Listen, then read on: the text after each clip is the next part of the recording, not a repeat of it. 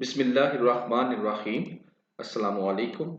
My name is Ali Raza and welcome to Pen Gravity.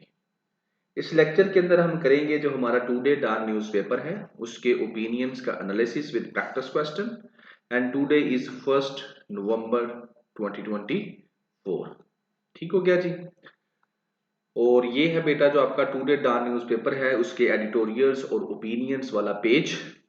और वैसे तो ये एक पेड लेक्चर है but it's for you just like demo आपके लिए ये पेश किया जा रहा है। इसके अंदर हम डिस्कस करेंगे 1, 2, 3 एंड 4 इन चार ओपिनियंस का करेंगे एनालिसिस।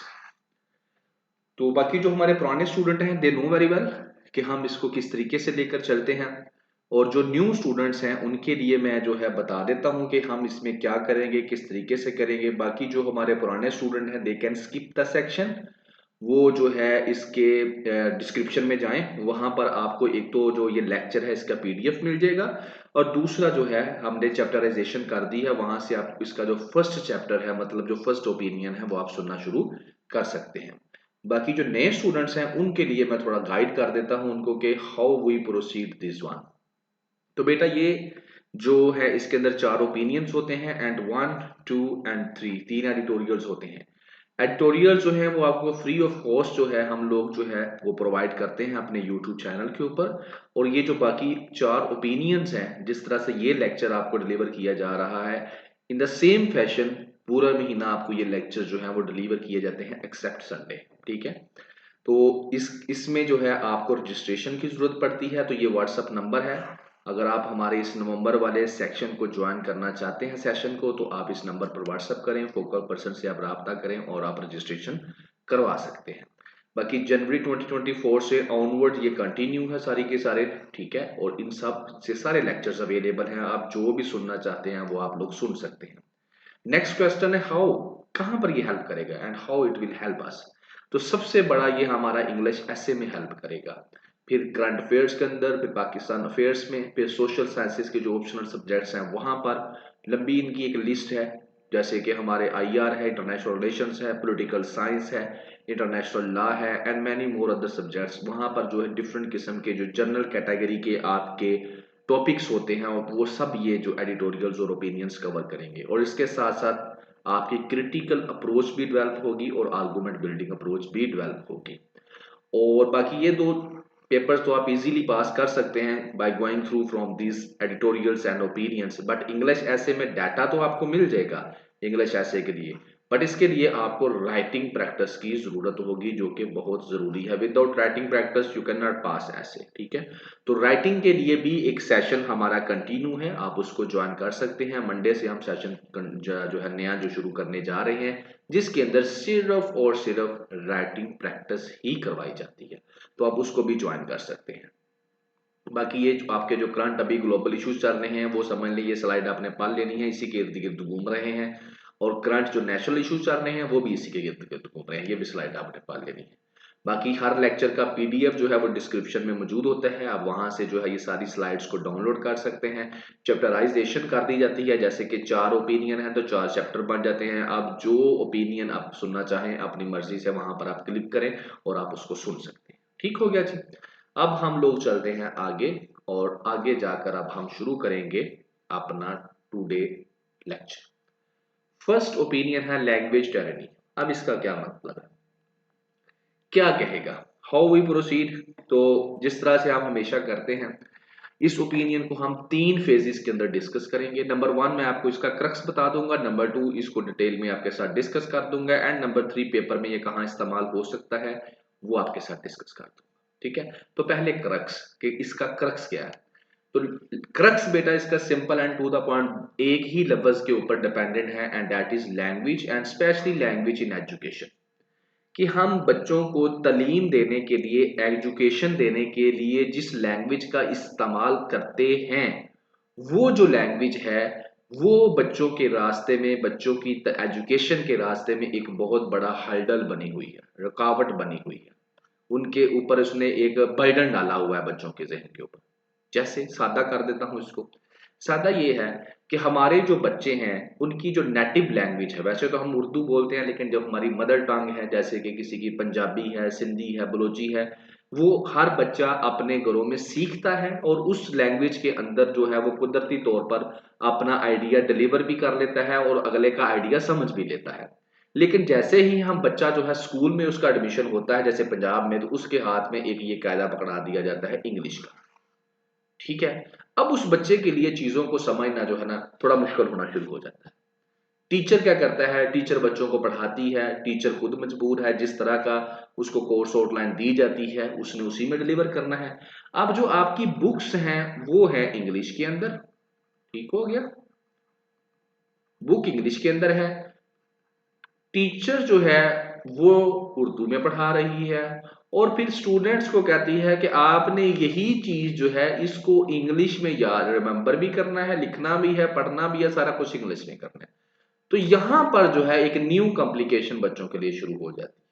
तो ये जो लैंग्वेज का बैरियर है ना, बेसिकली जो राइटर का अपना ओपिनियन है, जो पॉइंट ऑफ डिस्कशन है वो यही है कि ये जो लैंग्वेज जो हम लोगों ने इंग्लिश लैंग्वेज अपने प्राइमरी लेवल के ऊपर इसको बड़ा जो है हाईलाइट किया हुआ है या बच्चों के ऊपर हमने इसको मुसल्लत किया हुआ है, so that is the main reason कि जिसकी वजह से पाकिस्तान के अंदर 26.2 million children out of school, और इनमें कई बच्चे ऐसे हैं जो ड्रॉप आउट हैं, यानी कि वो स्कूल गए हैं, उन्होंने ट्राई किया है लेकिन इस इंग्लिश लैंग्वेज की वजह से वो परेशान हो गए हैं।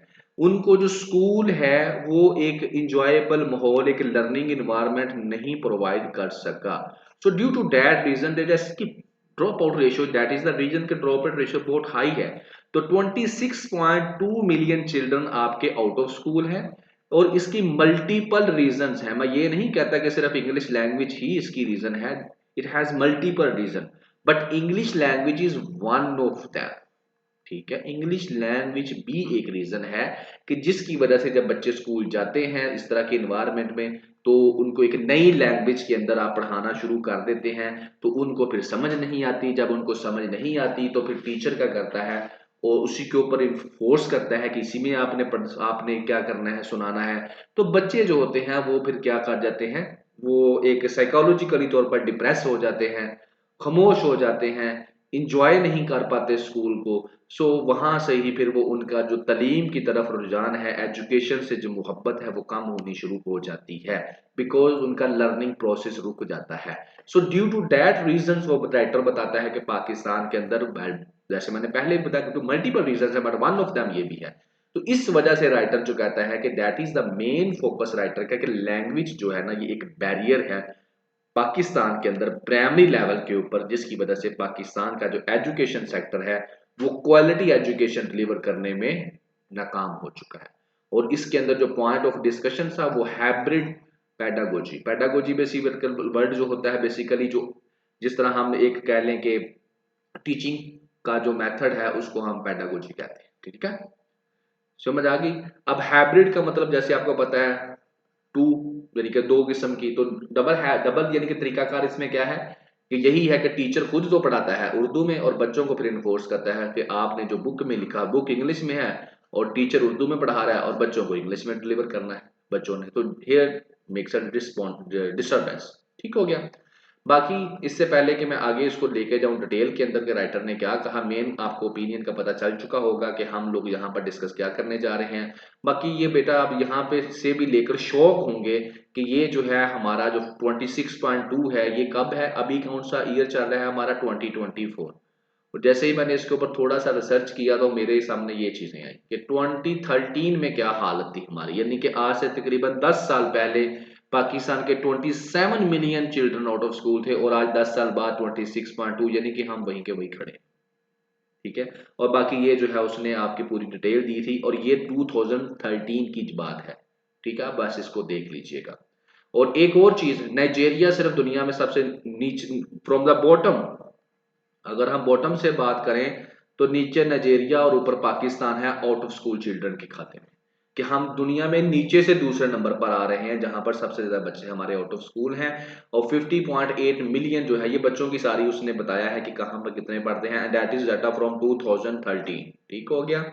और ये ग्राफ से भी आप देख सकते हैं ड्रॉप आउट कितने रहे और एक्सपेक्टेड टू इंटर कितने हैं, और इंटर्ड नेवर टू, यानी कि कभी भी वो इंटर नहीं हुए। तो यहाँ पर आपके सामने ये पाकिस्तान भी मौजूद है। आप यहाँ पर देख सकते हैं इथोपिया, यमन कि किन मुल्कों के अंदर आपकी जो रैंकिंग है वो आ रही है। कोंगो, नेपाल, ज़ैम्बिया, इन मुल्कों के अंदर आपका जो नाम है वो आ रहा है। बहरहाल अब हम शुरू करते हैं अपना जो मेन ओपिनियन है, आइडिया आपको कन्वे कर दिया गया है, अब हम डिस्कस करते हैं, यानी कि एजुकेशन से रिलेटेड है हमारा। हमारा राइटर पहले क्या कहता है, एजुकेशन इमरजेंसी की बात करता है और कहता है कि पाकिस्तान में सेकंड टाइम डिक्लेयर कर दी गई है। तो पहले तो इमरजेंसी क्या होती है इसका मतलब होना चाहिए, ठीक है। आप हॉस्पिटल में भी जाते हैं, वहां पर भी इमरजेंसी वार्ड होती है। तो बेटा इमरजेंसी होती है जब हम किसी भी चीज को लेकर, किसी भी चीज के साथ इमरजेंसी का वर्ड यूज करते हैं, यानी कि जैसे यहां पर हमने एजुकेशन के साथ इमरजेंसी का वर्ड यूज किया है, तो इसका मतलब है कि जो एजुकेशन सेक्टर है इसकी सिचुएशन, इसकी हालत बहुत ज्यादा खराब हो चुकी है। So that is the meaning of education emergency. और अब हमें जो है समझ लें कि प्रायोरिटी बेसिस के ऊपर कुछ एक्शंस लेने की जरूरत है ताकि हम इसको बचा सकें।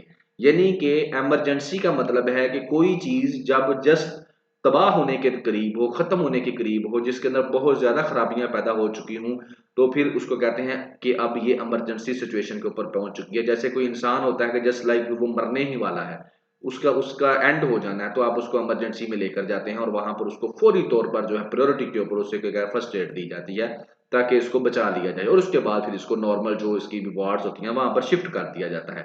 इन द सेम फैशन जो पाकिस्तान की एजुकेशन है उसका बहुत बुरा हाल हो चुका है, तो लिहाजा उस सेकंड इमरजेंसी जो है वो नाफज की गई है। और इसके अंदर जो मेन पाकिस्तान की प्रॉब्लम है वो वही है कि बाकी जो हैं स्कूल आ रहे हैं वो तो आ रहे हैं, सबसे बड़ा मसला यह है कि 26 million children out of school हैं। तो एजुकेशन इमरजेंसी नाफज करके अब प्राइम मिनिस्टर शहबाज शरीफ साहब इनको स्कूल लाना चाह रहे हैं, इनकी इनरोलमेंट करना चाह रहे हैं। तो पहली चीज तो ये ठीक हो गया। नेक्स्ट राइटर बात करता है बेला रजा जमील साहबा की। अब इनकी बात वो क्या करता है, ये इनकी पिक्चर है, ठीक है। बेला रजा जमील साहबा ये नॉमिनी है ग्लोबल एजुकेशन अवार्ड के लिए। तो इन्होंने एजुकेशन को लेकर पाकिस्तान के अंदर कुछ अच्छी चीजें की हैं। ड्यू टू दैट रीजन क्या किया गया है, इनका मेंशन किया गया है। अब राइटर क्या मेंशन करता है इनके बारे में, सीईओ है किस चीज की, इदारा तलीम आगाही, इसकी सीईओ है, ठीक है। और इसके अलावा ग्लोबल एजुकेशन मेडल भी इनको मिल चुका है जिसके लिए इनको नॉमिनेट किया गया था, ठीक है। अब इन्होंने किया क्या है, वैसे तो इन्होंने जो है एजुकेशन के एरिया के अंदर काफी काम किया गया है जिसकी वजह से मिलियंस ऑफ लोगों को बेनिफिट्स मिला है, बच्चों को बेनिफिट्स मिला है। अब काम क्या किया इन्होंने, इन्होंने 2011 के अंदर पाकिस्तान लर्निंग फेस्टिवल के नाम से जो है एक लॉन्च किया, एक प्रोजेक्ट, ताकि थाउजेंड ऑफ चिल्ड्रन जो है उससे बेनिफिट्स ले सकें। 2008 के अंदर इन्होंने असर के नाम से जो है एक पाकिस्तान के अंदर जो है एक यानी कि सेटअप जो है इन्होंने लगाया, जो कि हर साल जो है एक रिपोर्ट देता है चिल्ड्रन लर्निंग आउटकम्स के बारे में, वो बताता है। इसको मैं अभी बाद में डिटेल में डिस्कस करता हूँ, ठीक है। उसके बाद बच्चों के लिए इन्होंने बुक्स पब्लिश की, लेकिन इस ओपिनियन के अंदर इनको ऐड करने का मकसद ये था कि ये जो सहबा हैं इन्होंने इंडिजिनियस लैंग्वेज के ऊपर जोर दिया। इन्होंने कहा कि इन्होंने ये वाली जो बात जिसके ऊपर राइटर अपना पूरा ओपिनियन लिख के बैठा हुआ है, इस लैंग्वेज के ऊपर कि अगर आप चाहते हैं कि आपकी एजुकेशन की क्वालिटी अच्छी हो तो आपको जो मीडियम ऑफ लैंग्वेज है प्राइमरी लेवल तक कम से कम आपको नेटिव रखना पड़ेगा, आपको उनका जो है इंडिजिनियस रखना पड़ेगा।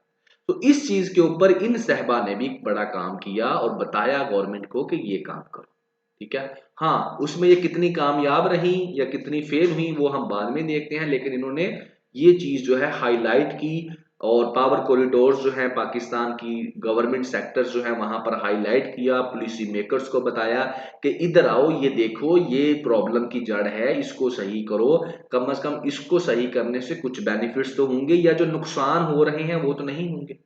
तो ये क्या किया वो मैं अभी आपको बाद में डिस्कस करता हूं, पहले इसको असर को देख लें। अब असर क्या है, असर बेसिक एक रिपोर्ट यह basically annual status of education report, ठीक हो गया, annual status of education report. तो ये बेटा एक सर्वे करते हैं जिसके अंदर ये पूरी की पूरी रिपोर्ट पब्लिश करते हैं। और भी काफी चीजें हैं जैसे कि एनुअल स्टेटस ऑफ एजुकेशन, अगर यहाँ पर मैं पहले तो हम लिंक लगाने लगे थे मुख्तलिफ रिपोर्ट्स के, लेकिन यहाँ पर बेटा इनकी आप वेबसाइट पे अगर आपके पास टाइम हो तो आप जाएं, तो मेन के ऊपर आपको ये चीजें मिलेगी। यहाँ से आप रिपोर्ट कार्ड रूरल नेशनल का पढ़ सकते हैं, जेंडर कार्ड, यानी कि ये 4-5 पेजेस के होंगे, 5 से 6 पेजेस के।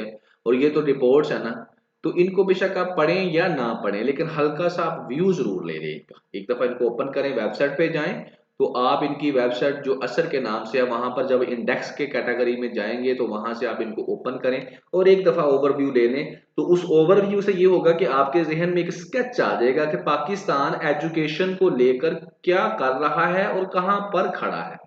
इसको मैं डिटेल में तो यहाँ पर डिस्कस नहीं करूंगा, बिकॉज ये फिर एक अलहदा से डिबेट है, तो आपने खुद से इस वेबसाइट पे जाकर जो है इसको चेकआउट कर लेना है। और बेसिकली बताने का मकसद ये है कि असर के नाम से इन्होंने ये प्रोजेक्ट लगाया, ठीक है ना, फैसिलिटेटेड बाय अदारा तलीम आगाही। और ये 2008 से बेटा ऑनवर्ड जो है ये चल रहा है, और ये हर साल एक रिपोर्ट अपनी पब्लिश करते हैं और अपनी वेबसाइट के ऊपर ये चीजों को अपडेट करते हैं। ठीक हो गया, असर का क्लैरिटी होगी। अब आ जाते हैं हमारे मेन टॉपिक की तरफ, इंडिजिनियस लैंग्वेज की तरफ।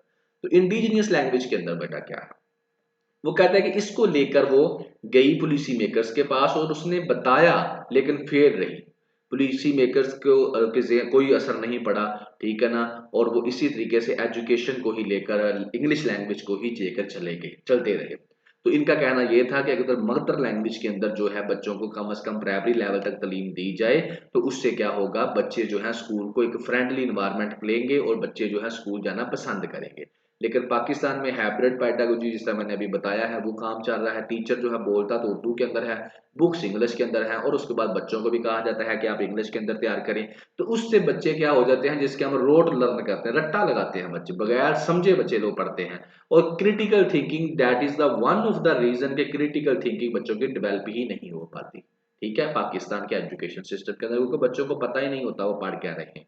फिर वो बताती है सिंध के अंदर कोशिश की गई, सिंध के अंदर उर्दू लैंग्वेज के, उर्दू में और सिंधी के अंदर जो है बच्चों को पढ़ाने की, बुक्स को लेकर आने की कोशिश की गई। लेकिन अब रिसेंटली कहता है आज क्या हुआ है, उसने कहा आज एक अनरिटन ऑर्डर आया है डिस्ट्रिक्ट एजुकेशन ऑफिसर को, जो डीओ होता है, किसी भी डिस्ट्रिक्ट का जो इंचार्ज होता है। वैसे पंजाब के अंदर चीफ एग्जीक्यूटिव ऑफिसर होता है, उसके नीचे डीओ होता है, लेकिन वहां पर डीओ को ऑर्डर आया, वहां पर कहा गया कि English is the medium of instruction in specified public sector schools in district of Karachi. तो वहां पर इंग्लिश में डिलीवर करना है, ठीक है ना। इसके हालांकि वो कहती है इस पॉलिसी के जो इम्पैक्ट्स हैं वो बड़े खराब हैं, और वो क्या है कि लॉ एजुकेशन जो है अपनी क्रेडिबिलिटी खो देगी। लेकिन बहरहाल वो कहता है इससे किसी को कोई फर्क नहीं पड़ रहा, और दूसरी तरफ जो है 26 मिलियन चिल्ड्रन आपके आउट ऑफ स्कूल जा रहे हैं, और ये इसी चीजों के रिजल्ट हैं। ये जो आप अजीबो गरीब सी पॉलिसीज लेकर आते हो, जिसकी वजह से बच्चे जो स्कूल आते हैं वो फ्रस्ट्रेटेड हो जाते हैं, डिस्टर्ब हो जाते हैं, कुछ तो रह जाते हैं। और वो फिर जिस तरह से सिस्टम को चलाता है, वो वालिदैन के प्रेशर की वजह से हो, जैसे वो चलते रहते हैं, बट ज्यादा देर तक नहीं चल पाते, क्रिएटिविटी उनके अंदर आती नहीं है। दूसरे बच्चे जो हैं वो टाइम से ही अपनी जान छुड़ा लेते हैं। वो drop out ratio, that is the one of the reason के ड्रॉप आउट रेशियो पाकिस्तान के अंदर जो है वो हाई है।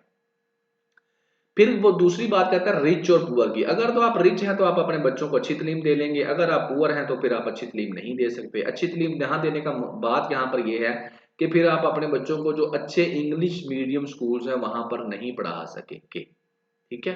और अगर आप पुअर हैं, अगर रिच हैं तो फिर आप पढ़ा सकेंगे। तो यहाँ पर वो न्यू लिबरलिज्म की बात करता है, यानी कि न्यू लिबरलिज्म सादी बात है कि एजुकेशन को कारोबार बनाने की कोशिश की जा रही है by the introduction of private schools. Education को भी बिजनेस बनाया जा रहा है। अब न्यू लिबरल होता क्या है और न्यू लिबरलिज्म है क्या, बेसिकली ये आपकी जो है इकोनॉमी के ऊपर कह सकते हैं कि यहां से आप इसको, इस स्लाइड को देख, न्यू लिबरलिज्म अगर आप एजुकेशन, तो न्यू लिबरलिज्म क्या है, एक इकोनॉमी की फिलोसफी है जो फ्री मार्केट कहती है।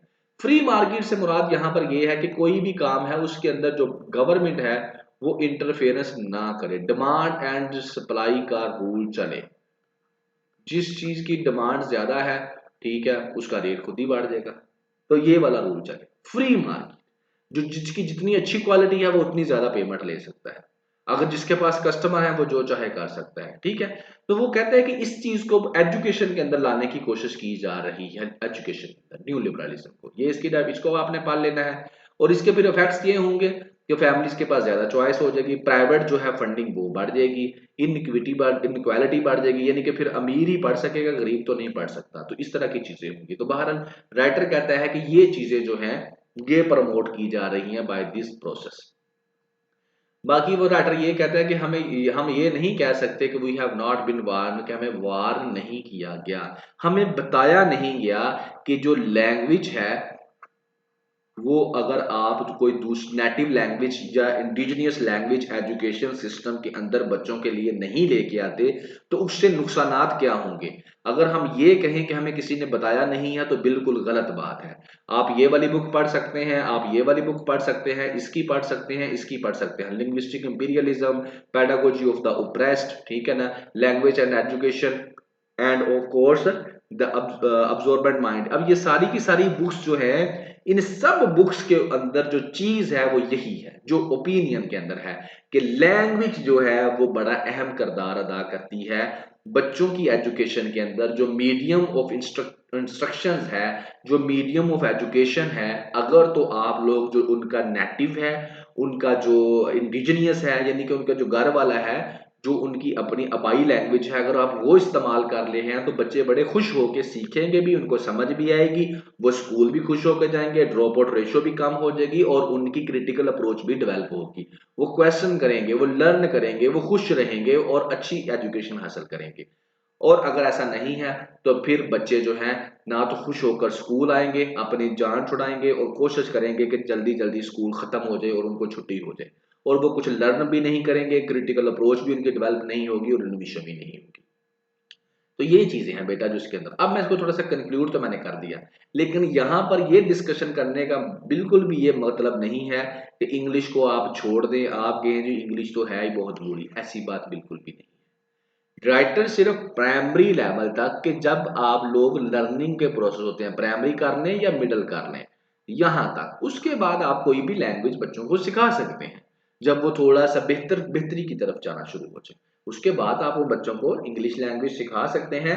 एंड सॉरी टू से हियर कि अगर आप लोग 1999 के जिन बच्चों ने प्राइमरी क्लास जो है वो पास की है, that time there was not English as a subject till 5 class, and I am one of the example, और मैं जिंदा एग्जाम्पल हूं आपके सामने, ठीक है।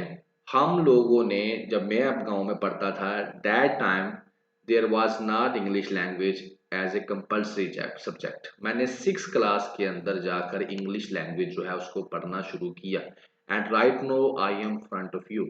मैं पढ़ भी सकता हूँ, समझ भी सकता हूँ, बोल भी सकता हूँ, it's not a big deal for me. समझ आ रही है। तो ये चीजें पहले थी, लेकिन अब जो है ये प्राइवेटाइजेशन जो हो गई है ना, जो बिजनेस हो गया है, ये वाला जो बिजनेस है, इसने सारा प्रॉब्लम किया है। दैट टाइम प्राइवेट स्कूल का कंसेप्ट नहीं था इतना ज्यादा, लेकिन अब प्राइवेट स्कूल का कंसेप्ट है। तो प्राइवेट स्कूल, असल में प्रॉब्लम यही है ना कि प्राइवेट स्कूल में वही स्कूल जो है, पब्लिक स्कूल में अगर वही चीज पढ़ाई जाए और वही प्राइवेट में पढ़ाई जाए, तो फिर प्राइवेट में और पब्लिक में डिफरेंस क्या रह गया। तो प्राइवेट हर दफा ही they want to do something different, और डिफरेंट इसलिए नहीं कि बच्चों को फायदा होगा, डिफरेंट इसलिए कि हम बेहतर हैं, अपने आप को बेहतर साबित करना है ताकि जो लोग हैं हमारे पास आए, ठीक है।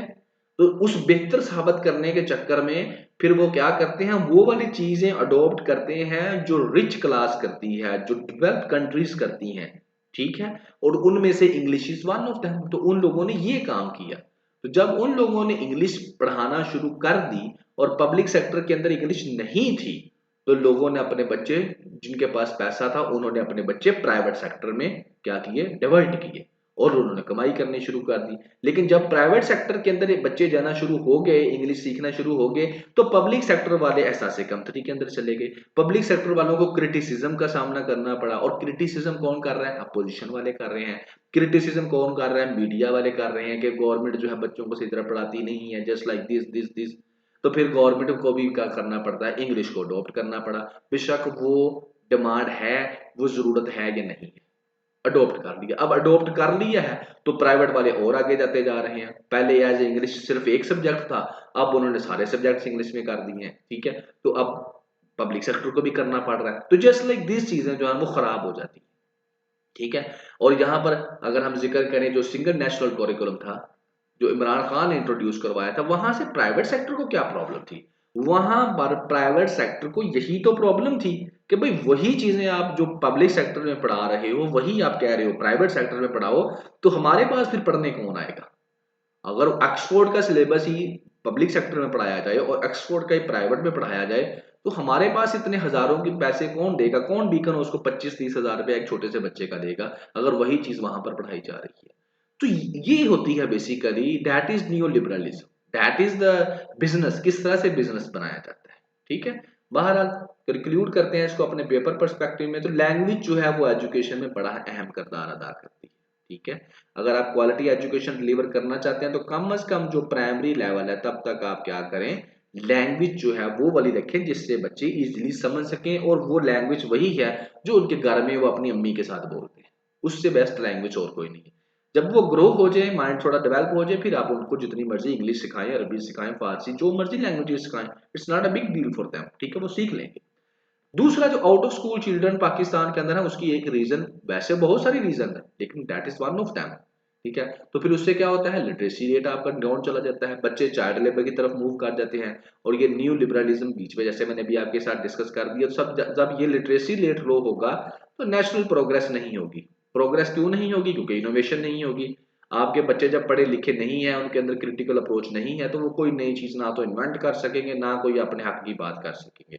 तो जब इन्वेंट नहीं कर सकेंगे तो इकोनॉमी भी नीचे जाएगी, और जब अपने हक की बात कर नहीं कर सकेंगे तो पॉलिटिक्स के अंदर भी वो कोई खास पार्टिसिपेट नहीं कर सकते, उनको वोट की पावर का पता नहीं होगा। और लीडरशिप का क्राइसिस तो पाकिस्तान शुरू से फेस कर ही रहा है, बिकॉज आपके दरमियान कोई ऐसा बच्चा पैदा होता ही नहीं है जिसके अंदर लीडरशिप क्वालिटीज होते तो हैं, लेकिन हम उनको फिर इस तरह की अजीबो गरीब किस्म की एजुकेशन दे दे कि उनकी जो अपनी क्रिटिकल अप्रोच है वो डेवलप ही नहीं होने देते, तो फिर वो लीडरशिप कहाँ से आएगी?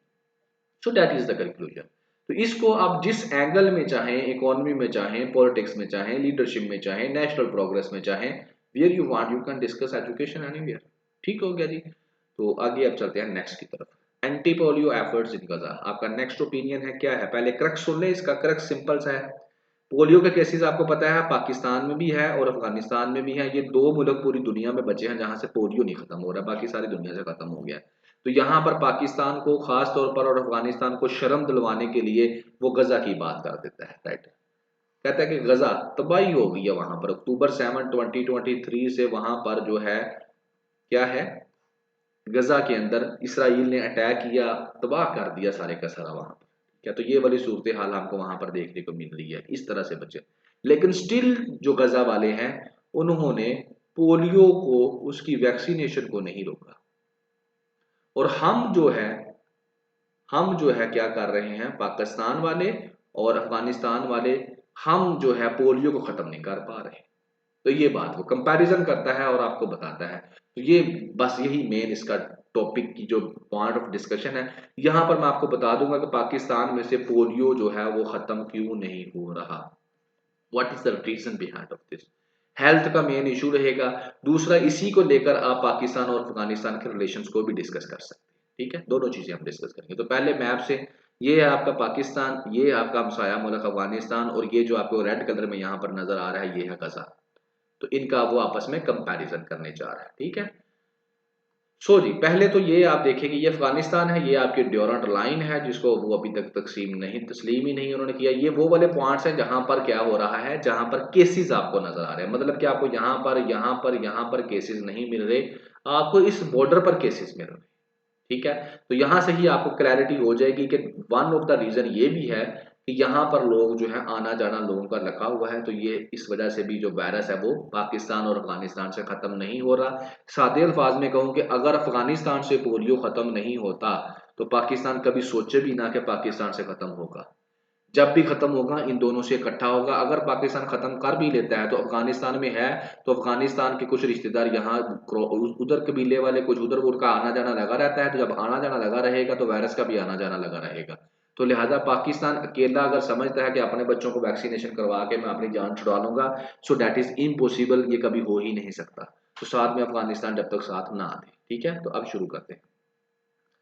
कहता पाकिस्तान और अफगानिस्तान के अंदर जो पोलियो वैक्सीन है, अच्छा पाकिस्तान के और क्यों नहीं दिलवाई जा रही, शुरू भी वैसे कहता है। तो सबसे बड़ा इनफर्टैलिटी, इनफर्टैलिटी जिसको आप लोग बांझपन कहते हैं। बांझपन यानी कि अगर लड़की है तो वो बच्चा पैदा करने की सलाहियत उसके अंदर नहीं रहेगी।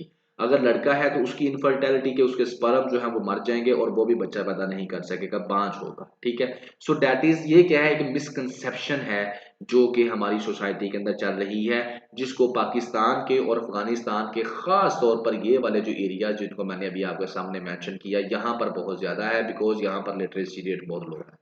ठीक है, और मिस यूज ऑफ रिलीजन भी यहाँ पर बहुत ज्यादा है। सो इन इलाकों के अंदर ये चीज बड़ी आम है कि ये एक फॉरेन कंस्पिरेसी है। ठीक है, तो इस वजह से वहां के लोग जो है वो वैक्सीन अपने बच्चों को नहीं, यानी कि वैक्सीन नहीं देते। ठीक है ना, और इससे फिर क्या होता है, इससे फिर जहर है, पोलियो फैलता है। तो एक रीजन ये है। दूसरी रीजन बेटा ये है कि पाकिस्तान कोशिश तो कर रहा है, लेकिन सिक्योरिटी का मसला है कि जो भी पोलियो वाले, अभी मैंने एडिटोरियल के अंदर इसको डिबेट में डिटेल में डिस्कस किया था, जो प्रीवियस में आई थिंक सो एडिटोरियल था, तो उसमें यही हमने बात की थी कि सिक्योरिटी का मसला है।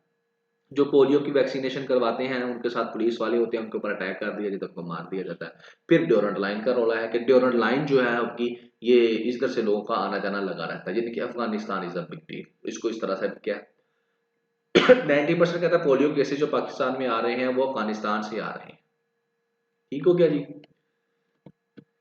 नेक्स्ट वो गजा की भी यहाँ पर बात करता है। तो गजा में कहता है कि जुलाई के अंदर रिपोर्ट हुआ था कि वहां पर कुछ जो है पोलियो के केसेस मिले हैं, और किस वजह से, जो वहां पर तबाही हुई है उसकी वजह से। तो जब ये खबर आती है तो फौरन जो इसराइल की आर्मी वाले हैं उन्होंने अपने सोल्जर को वैक्सीनेशन करना शुरू कर दिया गजा के अंदर। जाहिर है वो सोल्जर हैं, जब वो भी जाएंगे वापस अपने घरों के अंदर तो वहां से भी उनको डर था कि फिर उससे वहां पर इसराइल के अंदर भी पोलियो हो जाएगा। ठीक है ना, लेकिन इसके बावजूद राइटर ये कहता है कि वहां पर एक तो पॉलिटिकल बहुत ज्यादा डिस्टर्बेंस है, वहां पर तबाही बहुत ज्यादा मची हुई है, लेकिन इसके बावजूद गजा के अंदर लोग जो हैं वो अपने बच्चों को क्या कर रहे हैं, पोलियो के कतरे पिला रहे हैं, जो भी बच्चे उनके भी जिंदा है। ठीक है, तो ये गजा की सूरत हाल है। अब यहाँ पर क्रिटिकल क्वेश्चन राइटर यही कहते हैं कि हम क्यों हिचकिचा रहे हैं, पाकिस्तान और अफगानिस्तान वाले हम क्यों नहीं कतरे पिलाते। ठीक है ना, 99% दुनिया के अंदर पोलियो खत्म हो चुका है, और पूरी दुनिया ने आईपीवी यानी कि इनएक्टिवेट पोलियो वैक्सीन जो है वो पी है, ओपीवी यानी कि ओरल पोलियो वैक्सीन, ओरल वाली पोलियो वैक्सीन। ठीक है, और इनएक्टिवेट पोलियो वैक्सीन इसके टाइप्स हैं जो आपके बच्चों को पिलाई जाती हैं। तो वो कहते हैं ये दी है, और इसके रिजल्ट इतने खतरनाक तो कोई नहीं है। जब 99% दुनिया ने ये पिया है और उनके रिजल्ट्स पॉजिटिव रह गए हैं, तो क्या अफगानिस्तान वाले और पाकिस्तान वाले ये अलग से साइंसदान है कि इनको लगता है कि इससे इनफर्टिलिटी होगी या मसले मसाइल होंगे। तो बहरहाल वो कहता है अब इसको कैसे खत्म करना है, ये जो हेजिटेंसी है, तो इसके लिए जो है, जो मिसट्रस्ट है ना उसको खत्म करना पड़ेगा, और वो एजुकेशन से खत्म होगा। ठीक है, लोगों को एजुकेट करना पड़ेगा, उनको बताना पड़ेगा, और खास तौर पर आपके जो उलमा इकराम है वो बताएंगे तो फिर इन लोगों को समझ आएगी। क्योंकि यहाँ पर और भी तासुर पाया जाता है ना कि इसके अंदर पोलियो की जो वैक्सीन है इसके अंदर सूर के जरासीम है और पता नहीं क्या क्या इस तरह की स्टोरियां बनाई हुई हैं, तो जिसकी वजह से लोग फिर कतरे नहीं। तो जब एक मजहबी बंदा, एक रिलीजियस बंदा आकर लोगों को एक्सप्लेन करेगा कि नहीं ऐसा कुछ नहीं है, तो फिर ही लोग बात मानेंगे। तो एजुकेशन कहता है ठीक है, एजुकेशन भी देनी पड़ेगी लोगों को, फिर ही लोगों को बेहतरी होगी। लेकिन फिर एजुकेशन की बात करता है, फिर एजुकेशन का कंपैरिजन फलस्तीन से करता है और पाकिस्तान से। कहता है फलस्तीन के अंदर लिटरेसी रेट 97% है, जो कि एक डेवलप कंट्रीज के बराबर है। बहुत हाई लिटरेसी रेट है फलस्तीन के अंदर। और पाकिस्तान और अफगानिस्तान के अंदर 37% है, और पाकिस्तान के अंदर 62% है। यानी कि फलस्तीन जो है तबाही बर्बादी के बावजूद भी उनका लिटरेसी रेट 97% के नज़दीक है। फिर एजुकेशन डिस्पैरिटीज मर्दों और औरतों में, लड़कियों में और लड़कों में। ठीक है ना, वो भी एक्सप्लेन करता है, कहता है ये भी पब्लिक हेल्थ को अफेक्ट करती है। यानी कि जब आप एजुकेशन देंगे तो फिर क्या होगा, लोग वैक्सीनेशन भी करवाएंगे, सैनिटेशन का जो मसला मसाइल है उसको भी इम्प्रूव करेंगे, साफ पानी पियेंगे। ठीक है ना, न्यूट्रिशन अच्छी रखेंगे, ये सारे काम भी लोग करेंगे। बाकी पाकिस्तान के अंदर वो कहता है आपको स्ट्रिक्ट जो है वो पॉलिसीज लाने की जरूरत है। और वो पॉलिसीज क्या है, कहता है जब गवर्नमेंट ने, एफबीआर ने जब टैक्स लेना होता है तो लोगों को फिर धमकियां लगाती है कि जो नॉन फाइलर होगा उसकी सिम बंद कर देंगे। ठीक है ना, उनकी सिम ब्लॉक कर दी जाएगी नॉन फाइलर्स की। तो कहता है इसी तरीके से आप लोगों को भी करना पड़ेगा कि जो तो वैक्सीन बच्चों को पिलाते हैं तो उनके लिए आप लोग कोई इंसेंटिव्स लेके आए, उनको कुछ दें, उनकी कुछ मदद करें। और जो नहीं पोलियो वैक्सीन करवा रहे तो उनको इस जैसे मैयर जिस तरह एफबीआर करता है ना मुख्तलिफ किस्म के पनिशमेंट वो देने का इंतजाम करें, फिर ये मसला हल होगा। बहरहाल पोलियो की बात उसने की, गजा पाकिस्तान और अफगानिस्तान का उसने कंपैरिजन किया। तो पाकिस्तान अफगानिस्तान रिलेशंस भी आप डिस्कस कर सकते हैं। बेटा जब भी आप पाकिस्तान और अफगानिस्तान के रिलेशंस को डिस्कस करेंगे आपके सामने दो तीन मेन पॉइंट्स तो आ जाएंगे। एक तो टेररिज्म, सबसे बड़ी चीज। इनके बगैर आप पाकिस्तान और अफगानिस्तान की बात ही नहीं कर सकते। दूसरा, आप ट्रेड की बात कर सकते हैं दोनों के दरमियान। तीसरा, आप हेल्थ की बात कर सकते हैं पोलियो को लेकर, ठीक है। एंड मैनी अदर फैक्टर्स भी है, टूरिज्म भी है और भी चीज़ें भी हैं, लेकिन ये भी आप लोग बात कर सकते हैं बगैर पाकिस्तान और अफगानिस्तान अगर कोऑपरेट नहीं करते तो पोलियो इस इलाके से कभी भी ख़त्म नहीं हो सकता। डिसयूनाइटेड लीगल कम्युनिटी, अब इसके अंदर राइटर क्या डिस्कस करता है, इस पूरे ओपिनियन का जो क्रक्स है बेटा वो ये है कि 26th कॉन्स्टिट्यूशनल अमेंडमेंट हो गई। अब कहता है कि जो लीगल कम्युनिटी है, जो वकील लोग हैं, वो क्यों नहीं बोले इसके ऊपर। पूरा 1 मंथ इसके ऊपर गेम चलती रही, तो वो कहां थे, वो क्यों नहीं बोले। कहता है क्योंकि वो खुद डिवाइडेड है, आपस में जो डिवाइड हुए पड़े हैं। और यहाँ पर वो एग्जाम्पल आपको मुशर्रफ के दौर की दे के समझाएगा कि जब ये डिवाइडेड नहीं थे तो मुशर्रफ ने जब जजों के खिलाफ कोई फैसले किए और Iftikhar Chaudhry chief justice of Pakistan थे, उनको पावर से उतारा, तो फिर जजों इन वकीलों ने क्या किया, एक पूरी की पूरी मूवमेंट लॉन्च कर दी, तहरीक लॉन्च कर दी और उसके बाद इसको इसको जाना पड़ा। ठीक है, तो ये कहता तब जो है ये बड़ी कामयाब इन्होंने की थी, लेकिन अब तो खामोश रहे। कहता तब ये डिवाइडेड नहीं थे, अब ये डिवाइडेड है। तब ये कहता है तब ये डिवाइडेड नहीं थे, लेकिन अब ये डिवाइड हो चुके हैं। क्यों हो चुके हैं वो चीजें हम इसके अंदर डिस्कस करेंगे, ठीक है। तो ये बात समझ आ गई कि 26 कॉन्स्टिट्यूशनल अमेंडमेंट के ऊपर जो लॉयर लीगल कम्युनिटी है वे क्यों नहीं बोली, what is the reason behind of this. बस अभी तक क्या हुआ है कि सुप्रीम कोर्ट के अंदर एक रिट दायर कर दी गई है और अभी लाहौर हाई कोर्ट के अंदर भी की गई थी, लेकिन लाहौर हाई कोर्ट ने इसके ऊपर कोई भी काम करने से जो है जवाब दे दिया। उन्होंने कहा जब सुप्रीम कोर्ट के अंदर आपने रिट दायर की हुई है तो जब तक वहां से कुछ नहीं हो सकता मैं क्या कर सकती हूँ। तो एट अ टाइम दो जगह पे तो ना आप करें, ठीक है। तो बहरहाल 26 कॉन्स्टिट्यूशनल अमेंडमेंट को ये लेकर के ये नॉट अकॉर्डिंग टू द यानी कि जो स्पिरिट है कॉन्स्टिट्यूशन की उसके मुताबिक ये नहीं की गई, तो सुप्रीम कोर्ट के अंदर जो है इसकी रिट दायर की हुई है। ठीक हो गया। अब आगे चलते हैं ओपिनियन में राइटर क्या कहता है। राइटर कहता है कि 26 कॉन्स्टिट्यूशनल अमेंडमेंट के खिलाफ कोई भी मूवमेंट, कोई भी प्रोटेस्ट नहीं वकीलों ने किया। हालांकि परवेज मुशर्रफ के खिलाफ इन्होंने किया था और उसमें ये कामयाब भी रहे थे। हालांकि उस वक्त इनको ये डर था कि जो लॉ एनफोर्समेंट एजेंसीज हैं इनको उठाकर ले जाएंगी, पुलिस वाले दूसरे इनको मारेंगे, इनके ऊपर जुल्म भी करेंगे।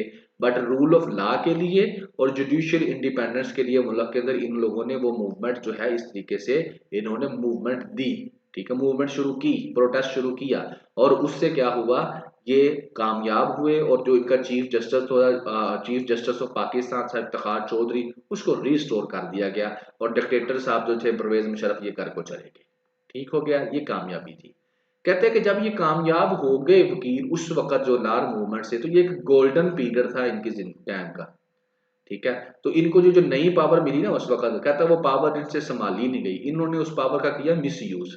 और मिस यूज क्या था कि हर अदारे से इन्होंने झगड़ा करना शुरू कर दिया। और उसकी एग्जांपल देता है ये लाहौर के अंदर हॉस्पिटल के अंदर जो वाकया हुआ था, कि लाहौर के अंदर जो हॉस्पिटल था, जो पंजाब इंस्टीट्यूट ऑफ कार्डियोलॉजी है, वहां पर इन लोगों ने वकीलों ने अटैक कर दिया था इस तरीके से, ठीक है, डॉक्टरों के ऊपर अटैक कर दिया था। और यहाँ पर अच्छी खासी इन्होंने तोड़ फोड़ की थी और सारे जो कई मरीज जो है वो मर भी गए थे यहाँ पर। अब ये हुआ क्यों था, इसमें कोई बड़ी बात नहीं हुई थी। इसमें यह हुआ था कि एक वकील साहब जो है वो हॉस्पिटल चले जाते हैं, पंजाब इंस्टीट्यूट ऑफ कार्डियोलॉजी जो है वहां पर चले जाते हैं अपने किसी मरीज के लिए या जैसे भी है। डॉक्टर साहब से किसी बात के ऊपर उनकी थोड़ी बहुत ही बहस हो जाती है, जिसके बाद वो आपस में थोड़ा आगे चले जाते हैं। वकील साहब को ये था कि मैं वकील हूँ, डॉक्टर साहब को ये था कि मैं डॉक्टर हूँ। तो वो जो है एक दूसरे के साथ उनकी लड़ाई शुरू हो जाती है। उसके बाद यहाँ पर यंग यंग डॉक्टर्स एसोसिएशन के जो बंदे हैं वो आ जाते हैं और वो आकर वकील साहब को फैंटी लगाते हैं, उसको अच्छे तरीके से उसको मारते हैं। वकील साहब जो है वो वापस जाते हैं अपना जो बार काउंसिल वालों के पास और उनको जाकर अपनी स्टोरी बताते हैं कि मेरे साथ ये इन लोगों ने किया है। और उस वक्त फिर ज़ाहिर है वकीलों के पास भी पावर थी। अभी अभी तो उन्होंने एक बड़ा बड़ा काम किया था, उन्होंने डिक्टेटरशिप से उसको उतारा था, तो वो कहा ये हमारे साथ ऐसा हुआ और उन्होंने कहा चलो चलते हैं। वो जनाबी अली हज़ारों की तादाद में वकील साहब पहुंच गए हॉस्पिटल और वहां पर जाकर उन्होंने तोड़फोड़ की, पुलिस ने अरेस्ट किया, ये वाला काम किया। तो कहता है जब ये काम होता है ना, और इसके साथ एक काम तो ये होता है और इसके साथ जज्जों के साथ भी ये बदतमीजी करना शुरू हो गए थे, उनको भी कुछ नहीं समझते थे। तो जब ये काम होता है ना, तो फिर इन्होंने ये जो अपनी इज्जत हासिल की थी ना, वो सारी इज्जत इन लोगों ने गवा दी। ठीक है ना, जब वो इन्होंने गवा दी इज्जत सारी, तो उसके बाद क्या बचता है, उसके बाद ये बचता है कि बार की पॉलिटिक्स शुरू हो जाती है। ठीक है। बार की पॉलिटिक्स यानी कि आपको पता है पंजाब बार काउंसिल के इलेक्शंस होते हैं और हर एक बार काउंसिल के भी इलेक्शंस होते हैं। तो वहां पर ये क्या करते हैं, अब अपनी वहां पर जो इलेक्शंस होते हैं उसके अंदर ये thousands of hundreds of rupees जो है वो खर्चा करते हैं ताकि बार के इलेक्शंस को जीत सकें और उसके पावर को गेन कर सकें और उस पावर को अपना इस तरीके से मिसयूज कर सकें जिस तरह मैंने आपको पहले बताया है। और इसकी आपने सोशल मीडिया के ऊपर कई वीडियोस भी देखी होंगी जिसके अंदर जो प्रेसिडेंट है बार बार काउंसिल का वो आता है और वो जज साहब को सुना कर जाता है अच्छी खासी बातें कि तुम यहाँ पर क्या कर रहे हो, कैसे कर रहे हो, तुमको ये वकील साहब को तुम तंग क्यों कर रहे हो, तुमने अगर यहाँ पर रहना है तो तुम्हें अच्छे से काम करना पड़ेगा। तो वहां पर वो वीडियो देखने के बाद आपको अंदाजा होता है कि यहाँ पर जज पावरफुल नहीं है, जहां पर जो बार के प्रेसिडेंट है बार पंजाब काउंसिल के जो इलेक्शंस जीत कर आते हैं वो ज्यादा पावरफुल है, वो अपनी मर्जी के फैसले करवा लेते हैं। तो अब कहता है राइटर कहता है कि अब सारी की सारी तवज्जो जो ये लॉर्ड्स मूवमेंट की है वो इस तरफ चली गई है कि हम बार्स के इलेक्शन जीत जाएं, हम पावर में आ जाएं और हम पावर को इंजॉय करें। ठीक है। तो इस चीज के अंदर जो असल चीज थी वो भूल चुके हैं और असल चीज थी independent judiciary, rule of law. ये वाला आइडिया उन्होंने अपनी जो कंपेन्स हैं, जो इलेक्शंस हैं, उनमें से ये दो आइडियाज उन्होंने निकाल दिए हुए हैं। असल आइडिया यही है कि पावर में आओ और पावर को इंजॉय करो। So that is the reason कि 26 कॉन्स्टिट्यूशनल अमेंडमेंट होती है, पूरा एक महीना इसके ऊपर बातें होती रहती हैं लेकिन लोअर कम्युनिटी में से कोई बंदा खड़ा नहीं होता, कोई भी जो है वो लीगल रिस्पॉन्स आपको देखने को नहीं मिलता। और इसकी रीजन ये है कि जितनी भी लीगल कम्युनिटी है वो आपस में डिवाइडेड हो चुकी है। वो आपस में जो इलेक्शन हो रहे हैं वहां पर ग्रुप्स बने हुए हैं कि कौन जो है ये इलेक्शन जीतकर पावर में आएगा, तो इस डिवीजन की वजह से वो इस तरफ तवज्जो ही नहीं दे पा रहे। दूसरा वो कहता है कि Lahore Sindh high court bar association के अंदर क्या होता है कि जब चीफ जस्टिस याहिया साहब फरीदी साहब बनते हैं चीफ जस्टिस ऑफ पाकिस्तान, तो वहां पर उनको वेलकम किया जाता है। ठीक है, फौरन से इनकी तरफ से, बार एसोसिएशन की तरफ से। ठीक है। तो उसके बाद जो है एक पर्सनल ओपिनियन दे दिया जाता है। ये कह दिया जाता है कि प्रेसिडेंट और सेक्रेटरी साहब जो थे उन्होंने जिनको वेलकम किया है, जो लीगल कम्युनिटी की तरफ से उनको वेलकम नहीं किया गया, ये उनका अपना पर्सनल काम था, पर्सनल ओपिनियन था उनका। ठीक है, हम सब की तरफ से ये नहीं था। दूसरा वो कहता है सुप्रीम कोर्ट बार एसोसिएशन के इलेक्शन होते हैं, वहां पर लेयर जो असमा जहांगीर आपको पता है वो फोत हो चुकी हैं, ह्यूमन राइट्स की वो भी एक बहुत बड़ी एक्टिविटीज थी, तो वो फोत हो चुकी हैं, तो उनका जो ग्रुप है वो जीत जाता है। लेकिन इसके बावजूद वो कोई बात नहीं करता इसके ऊपर कि 26 कॉन्स्टिट्यूशनल अमेंडमेंट एंड ये वो rule of law and transparency, ये कोई बात नहीं होती। तो राइटर यहाँ पर कहता है कि जब तक तो पाकिस्तान के अंदर इलेक्टोरल गेन के लिए जो यहाँ पर पॉलिटिक्स कर रहे हैं, तब तक जो है आप भूल जाए कि कोई भी लॉर मूवमेंट्स आपके सामने आएगी जो रूल ऑफ लॉ की बात करेगी। और रूल ऑफ लॉ बेसिकली क्या है, independence of judiciary and rule of law. वो क्या है यानी कि 26 कॉन्स्टिट्यूशनल अमेंडमेंट को जो है खत्म किया जाए, उसकी कोई मूवमेंट आपको नजर होते हुए नहीं आएगी। तो यहाँ पर सादा सी बात है, लीगल कम्युनिटी जो है वो खुद से डिवाइडेड हो चुकी है, वो खुद जो है अपने बार काउंसिल के इलेक्शन जीतने के लिए डिवाइडेड है। इसलिए वो इस 26 कॉन्स्टिट्यूशनल अमेंडमेंट को लेकर कोई सामने नहीं आया, यानी कि ना तो वो इंडिपेंडेंट जुडिशरी के लिए काम कर रहे हैं और ना ही रूल ऑफ लॉ के लिए काम कर रहे हैं, वो काम कर रहे हैं अपनी पावर को स्ट्रॉन्ग करने के लिए। सो दैट इज अ डिस्कशन। ठीक है, ये चीजें जो राइटर ने इसके अंदर डिस्कस की। In the I of the world, दुनिया की नजर में क्या क्या है इस पूरे ओपिनियन का क्रक्स। तो क्रक्स के अंदर राइटर ये कहता है कि जो हमारी पुलिस फोर्स है, जो पुलिस फोर्स है उसके ऊपर जो हमारी आवाम है वो इत्माद नहीं करती, हमारी जो पब्लिक है वो उसका कॉन्फिडेंस नहीं है, लो है कॉन्फिडेंस। पाकिस्तान की जो पुलिस फोर्स है उसके ऊपर पाकिस्तानी जो हैं उनका इत्माद कोई नहीं है। और ये बात कौन कह रहा है, ये कोई मुख्तलिफ किस्म की जो इंटरनेशनल लेवल के ऊपर स्टडीज हुई है वो ये बात कह रहे हैं, इंटरनेशनल लेवल स्टडीज वो कह रहे हैं। ठीक है, तो हो भी कैसे, आपको हमेशा यही नजर आता होगा, जब ये होगा तो फिर कैसे होगा। बहरहाल ये प्रोटेस्ट वगैरह करने की पिक्चर्स हैं, लेकिन प्रोटेस्ट के अलावा आम हालात में भी बंदों को ऐसे ही गिरफ्तार करके लेके जाते हैं, ठीक, कॉलर से पकड़कर थप्पड़ मारते हुए और डंडे मारते हुए, जैसे जुर्म अभी साबित हुआ नहीं है तो इस तरह से बिहेव करते हैं, थप्पड़ मारते हैं और बाकी भी बोलना जैसा वो यू नो वेरी वेल। ठीक है, तो ये क्या है, इस वजह से ये जो लोग हैं इनके ऊपर इनको कोई इत्मीनान नहीं रहा। ये बात डिस्कस करेगा राइटर। शुरू वो ऐसे करता है कि पाकिस्तान की जो रूल ऑफ लॉ है पाकिस्तान के अंदर, उसके ऊपर जो राइटिंग आती है, थोड़े दिन पहले मैंने एक आई थिंक शायद ओपिनियन डिस्कस किया था या एडिटोरियल डिस्कस किया था, तो वो क्या है, world justice project, rule of law index के पूरी दुनिया में कहां पर रूल ऑफ लॉ है, अच्छा है, माड़ा है, कहां पर कैसा है, तो वहां पर जो है पाकिस्तान का जो आता है बड़ा लो आता है काम, लोअर सेगमेंट्स के अंदर पाकिस्तान का हिस्सा आता है। तो क्रिटिकल चैलेंजेस क्या है, सबसे बड़ी वजह क्या है कि पुलिस की अकाउंटेबिलिटी नहीं होती और एफिशिएंसी बड़ी लो है पाकिस्तान की पुलिस की, तो दैट इज द रीजन। बहरहाल 2020 के अंदर पाकिस्तान का जो नंबर था वो 120 था, 2021 के अंदर वो 130 हो गया और 2022 के अंदर 129 हो गया। ये टोटल मुल्क है इन मुल्कों में, यानी कि हम हमेशा नीचे वाले सेक्टर के अंदर ही गए, एंड वाले सेक्टर, यानी कि हमारे मुल्क के अंदर जो रूल ऑफ लॉ है वो बड़ा ही कमजोर रहा है। ठीक हो गया जी। और साउथ एशिया के अंदर तो हम सबसे निचले लेवल पर हैं, बस अफगानिस्तान से थोड़ा, अफगानिस्तान से थोड़े बेहतर हैं, बाकी सबसे नीचे ही हैं हम लोग। 2023 के अंदर पाकिस्तान का नंबर आता है 130 आउट ऑफ 142। तो क्राइटेरिया क्या है, ये क्राइटेरिया कि अकाउंटेबिलिटी हो, जस्टिस सिस्टम अच्छा हो, सिक्योरिटी अच्छी हो, और इन तीनों चीजों के अंदर पाकिस्तान की परफॉर्मेंस कमजोर है। क्यों? क्योंकि एक तो पॉलिटिकल और एक इंस्टीट्यूशनल लिमिटेशंस है, ठीक है ना, तो अदारे आज़ाद हैं, अदारों के अंदर पोलिटिसाइजेशन है, और पॉलिटिक्स भी जो है वो इसको अदारों को अपने मकासद के लिए, पुलिस को कहाँ इस्तेमाल किया जाता है, दूसरी अपोजिशन की पार्टीज के बंदों को गिरफ्तार करने के लिए, उनको मारने के लिए, उनके ऊपर जुल्म करने के लिए, ठीक है। तो ये क्राइटेरिया जो है, अकाउंटेबिलिटी नहीं होती पुलिस वालों की, जस्टिस सिस्टम बड़ा कमजोर है, सिक्योरिटी बड़ी नाकस है, तो इस क्राइटेरिया को जब सामने रख के पाकिस्तान का जो रूल ऑफ लॉ का इंडेक्स है जारी किया जाता है, तो पाकिस्तान फिर नीचे आता है। फिर वो कहता है बहुत सारी स्टडीज जो हैं वो हुई हैं, मतलब कि रिपोर्ट्स हैं, स्टडीज हैं, वो यही कहती हैं कि लो कॉन्फिडेंस है लोगों को, पाकिस्तान के लोगों को पुलिस के ऊपर लो कॉन्फिडेंस है। और इनमें से एक जो है consortium for development policy research है, वो कहता है कि थोड़े से लोग हैं जो पाकिस्तानी पुलिस के ऊपर उनका कॉन्फिडेंस है। बाकी एक ये 2022 की ग्लोबल स्टडी की ये एक रिपोर्ट है, एक ये रिपोर्ट है, एक ये रिपोर्ट है, ये सारी यही कहती हैं कि लोगों को इत्मीनान नहीं है, और ये सारी बाहर के मुल्कों की कोई भी रिपोर्ट्स हैं, स्टडीज हैं, जो ये कहती हैं कि पाकिस्तान की आवाम को पुलिस के ऊपर इत्मीनान नहीं है, ठीक है ना।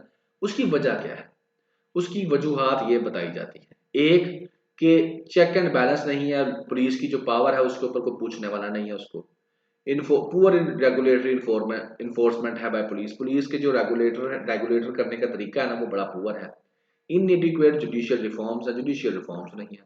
अब जब पुलिस वालों से पूछा जाता है कि यार ये आ रही है तो क्या वजह है, तो पुलिस वाले फिर अपने मसले मसाइल बताते हैं कि हम क्यों अच्छे तरीके से परफॉर्म क्यों नहीं कर पा रहे, क्यों हमारी रैंकिंग लो आ रही है, तो उसके ऊपर वो अपनी आगे से जवाब देते हैं। वो कहते हैं सबसे पहला मसला तो ये है कि हमारे पास रिसोर्स ही नहीं है। तो ये बिल्कुल ठीक कहने हैं। लाहौर के अंदर पुलिस की कई गाड़ियां पिछले साल जो है बगैर पेट्रोल के काम करती रही हैं, यानी कि गवर्नमेंट की तरफ से पेट्रोल बंद था, उन्होंने अपनी तरफ से अरेंज करके पेट्रोल डालना था, और फिर अपनी तरफ से कैसे अरेंज होता था, सादा सा रियलिस्टिक बात बताता हूँ अब आपको। उसमें तो कुछ लीटर तो पेट्रोल जो है वो अरेंज करके देते थे पेट्रोल पंप वाले। अब पेट्रोल पंप वाले कैसे अरेंज करके देते थे, पेट्रोल पंप वाले फिर उनको पेट्रोल डालकर देते थे, फॉर एग्जांपल 10 लीटर, तो उसमें फिर वो ये करते थे कि अपना जो गेज है उसको थोड़ा नीचे कर देते थे, जो मैयत करने की है, और फिर जो पेट्रोल मेरे को आपको किसी आम इंसान को डालकर दिया जाता था, वो 1 लीटर यानी कि 100,000 मिलीलीटर की जगह पे 900 मिलीलीटर जो है वो डालकर दिया जाता था, और बाकी 100 मिलीलीटर जो है वो कहाँ पे गया, वो पुलिस की गाड़ी को। अब एसी साहब ने आकर पूछना है ना, तो एसी साहब को फिर वो पुलिस वाले जो एएसपी साहब हैं वो बता देते हैं कि जनाब ये मसला मसाइल चल रहा है, तो रल मिल के चलना है ना साहब। और फिर एसी साहब की अपनी गाड़ियां भी हैं, ज़ाहिर है जो भी एडमिनिस्ट्रेटिव गाड़ियां उनको भी मैनेज करना है, तो ये फिर इस तरीके से 100 मिलीलीटर मेरा लिया, 100 उसका लिया, 50 मिलीलीटर उसका लिया, 50 मिलीलीटर उसका लिया, तो मुल्क का निज़ाम चलाया। तो जस्ट लाइक दिस वो कहते हैं हमारे पास तो फिर रिसोर्सेज नहीं है। आप क्या तो मेरिट पे काम करो, मेरिट पे काम कैसे होगा, जब ऐसे पेट्रोल डाल के आप लोग काम करवाएंगे तो फिर बाकी तो और बड़ी बातें हैं, बाकी थानों के अंदर स्टेशनरी का ना होना है, मल्टीपल अदर फैक्टर्स हैं। तो सादा अल्फाज में टू द पॉइंट, रिसोर्सेज नहीं है। पुलिस वाले कहते हैं बड़े जो आपके पीएसपी ऑफिसर्स हैं, जैसे आप में से बच्चे बनेंगे, तो वो बाद में जब देखेंगे ना जाके, तो पैसा वाकई नहीं होता, ठीक है। हाँ होता है, तो फिर कई पीएसपी जो होते हैं वो करप्ट भी हो जाते हैं, वो खुद दिखा लेते हैं, सद सी बात है। और वो बाकी फिर एसएचओ को कहते हैं जैसे थाना चलाना है चलाओ, मेरे से बिल्कुल नहीं मांगने, ठीक है। बाहर वो रहता डिबेट है। रिसोर्सिस के ऊपर बात करते हैं कि रिसोर्सिस नहीं है, पुलिस वाले कहते हैं रिसोर्सिस नहीं है। दूसरा कहते हैं पॉलिटिकल इंटरफेरेंस बहुत ज्यादा जनाब, तो पुलिस जब भी कोई काम करने लगती है तो फिर किसी अमीर का अगर रिश्तेदार आ जाता है या पॉलिटिशियन का आ जाता है तो फिर हम काम नहीं कर पाते। जैसे आपके सामने एग्जाम्पल है, कौन सी, ये पंजाब ग्रुप ऑफ कॉलेजेस की आपके सामने एग्जाम्पल है। क्या हुआ, पुलिस ने क्या कर लिया, करने नहीं दिया। फिर इन्वेस्टिगेशन पुलिस ने क्या मेरिट पे करनी थी भाई, ठीक है, जब सीएम साहबा ने कह दिया कि चुप कर दो, ठीक है। उसके बाद आगे चलते हैं, आगे फिर क्या है, जब भी थोड़े दिन पहले वो जो एक बेटा, एक बेटी को और एक बाप को, वो जो थी पजारों के नीचे उसने मार दिया, खुद नशे में थी, ठीक है। तो वहां पे क्या इन्वेस्टिगेशन होनी थी। तो पॉलिटिकल इंटरफेरेंस बहुत ज्यादा है। और तीसरा जो है अनस्टेबल टेन्योर, जो भी अफसर थोड़ा सा सिंगम बनने की कोशिश करता है उसको उठाते हैं, उसे चल भाई तू, उसको वो जो है ना अर्बन एरियाज के अंदर भेज देते हैं, चलो उधर जाके बनो सिंगम। तो वहां पर वो बेचारा वेला फिर फिरता रहता है, ना वहां पे लोग और ना वहां पे कोई क्राइम, और चलो जी ठीक है गाड़ी चूलो, ठीक है। तो ये कहता है कि अनस्टेबल टन्योर, जब मर्जी ट्रांसफर कर दिया, जब मर्जी पोस्टिंग कर दी, तो फिर अफसर अपना हाथ होला ही रखते हैं ताकि हमारा ट्रांसफर ना किया जाए। जो सीएम साहब है उसको खुशी रखते हैं, पॉलिटिकल इंटरफेरेंस हो जाती है। तो ये कुछ चीजें हैं जिसकी वजह से दायरे को काम करने ही नहीं दिया जाता, या दायरा काम कर नहीं पाता, और फिर रैंकिंग आपकी नीचे आ जाती है। तो पुलिस सर्विस ऑफ पाकिस्तान के ऑफिसर जो हैं जैसे पीएसपी हैं, कहता है ये सारा कुछ होने के बावजूद कई जो हैं वो बड़े ही अच्छे, ठीक है ना, बड़े complicit with, do not complicit on what are known as the sideline officers, जो बड़े ही डिसेंट है ना, बड़े ईमानदार हैं, जो कहते हैं कि नहीं जी हमने मेरिट पे कर, उनको साइडलाइन कर देते हैं। साइडलाइन उनको कहीं दफ्तरों में तबादला करते रहेंगे, लो जी करते रहो साइन, और जो डाक है ना उसको फॉरवर्ड करते रहो, बस ठीक है यही तुम्हारा काम है। जैसे एसपी एडमन लगा दिया, चलो जी बात खत्म हुई।